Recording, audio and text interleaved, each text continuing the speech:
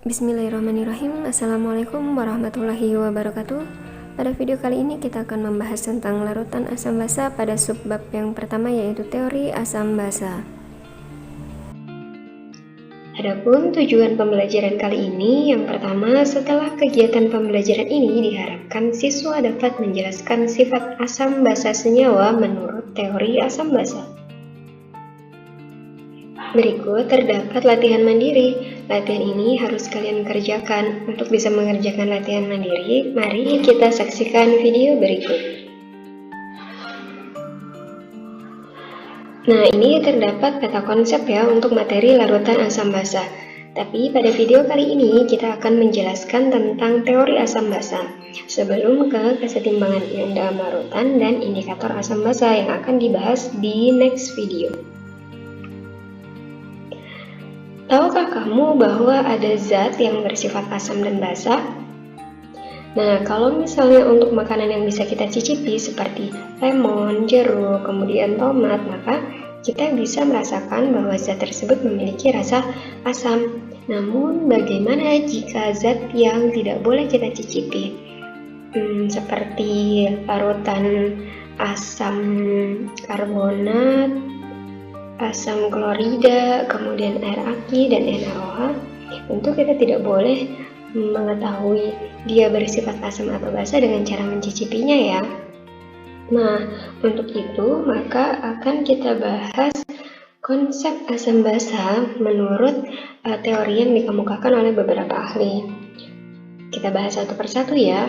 Yang pertama, asam basa menurut Arrhenius.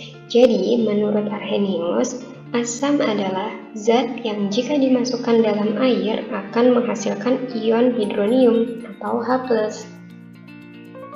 Contohnya, jika terdapat HAX yang merupakan suatu asam, maka reaksi ionisasi senyawa HAX dalam air adalah sebagai berikut, di mana HAX akan terionisasi menjadi AH+ plus XA-.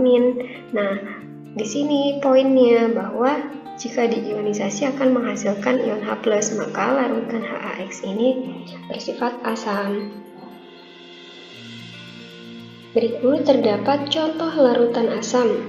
Ada HCl, HBr, H2SO4, HNO3, H2S, dan CH3COOH.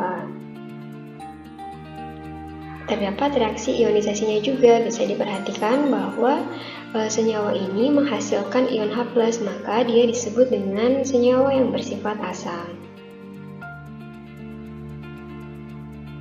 Selanjutnya, Arrhenius mengungkapkan basa adalah zat yang jika dimasukkan ke dalam air akan menghasilkan ion hidroksida atau OH-.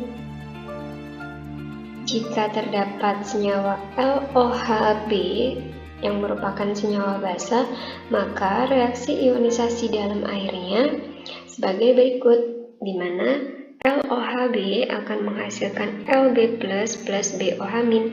Nah, poinnya di sini ya, dia akan menghasilkan OH- sehingga senyawa LOHB disebut dengan senyawa yang bersifat basa. Berikut terdapat contoh larutan basa. Ada NaOH, KOH, MgOH2, AlOH3, dan NH3. Di sebelah kanannya juga terdapat reaksi ionisasi yang menunjukkan bahwa jika dia dimasukkan ke dalam air atau terionisasi dalam air menghasilkan ion OH-, maka disebut dengan larutan yang bersifat basa.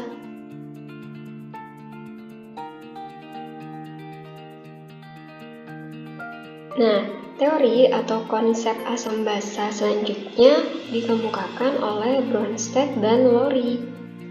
Jadi, teori asam basa Arrhenius itu tidak bisa menjelaskan sifat asam basa pada larutan yang tidak mengandung air. Kalau Arrhenius itu yang hanya mengandung air ya, karena kan dia jika diionisasi akan menghasilkan ion H+ dan ion OH-. Nah, bagaimana dengan senyawa yang tidak memiliki atau tidak bisa terionisasi menjadi H+ dan OH-? Nah, kelemahan itu diatasi menggunakan teori asam Bronsted-Lowry. Nah, jadi Bronsted-Lowry itu dua orang ya, yaitu Johannes Nicolaus Bronsted dan Thomas Martin Lowry. Menurut Bronsted Lowry, asam adalah spesies yang dapat memberikan ion H+, atau disebut dengan donor proton. Sedangkan basa adalah spesies atau zat yang dapat menerima ion H+, jadi merupakan akseptor proton. Nah, contohnya sebagai berikut. Jika terdapat reaksi HCl plus H2O menghasilkan H3O plus Cl-. Dari reaksi ini kita lihat bahwa HCl ini mendonorkan hanya ke H2O sehingga menjadi H3O plus kan. Nah, dari peristiwa tersebut terdapat transfer proton. Bisa dijelaskan bahwa HCl ini bersifat asam karena dia mentransfer protonnya ke H2O dan H2O ini bersifat basa karena dia menerima proton dari HCl. Nah, selanjutnya bagaimana dengan H3O plus dan Cl-? Berikut penjelasannya. Jadi, HCl itu kan bersifat asam karena dia memberikan ion H+ pada molekul H2O. Nah, kemudian H2O itu bersifat basa karena dia menerima H+ atau proton dari HCl. Sedangkan Cl adalah basa konjugasi dari HCl. Kemudian H3O+ adalah asam konjugasi dari H2O. Sehingga bisa dituliskan reaksi pasangan asam basa konjugasi yaitu HCl sebagai asam dan Cl sebagai basa konjugasinya. Lalu H2O sebagai basa dan H3O+ sebagai asam konjugasinya.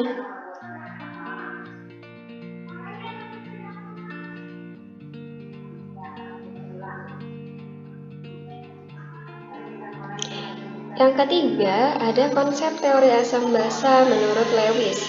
Jadi, pada kesempatan lain, G.N. Lewis itu mengemukakan teori asam basa yang lebih luas dibandingkan dengan teori sebelumnya. Nah, teori asam basa Lewis ini menekankan pada pasangan elektron yang berkaitan dengan struktur dan ikatan. Menurut Lewis, asam adalah akseptor pasangan elektron, sedangkan basa adalah donor pasangan elektron. Sebagai contoh, reaksi antara BF3 dan NH3 yang merupakan reaksi asam basa, di mana BF3 itu sebagai asam dan NH3 sebagai basa. NH3 memberikan pasangan elektronnya kepada BF3, bisa dilihat ya di gambar ini, sehingga membentuk ikatan kovalen koordinasi antar keduanya. Nah, gitu. Jadi NH3 disebut sebagai basa dan BF3 itu bersifat asam. Terima kasih, don't forget to subscribe, like, comment, and share video ini. Sekian dari saya. Wassalamualaikum warahmatullahi wabarakatuh.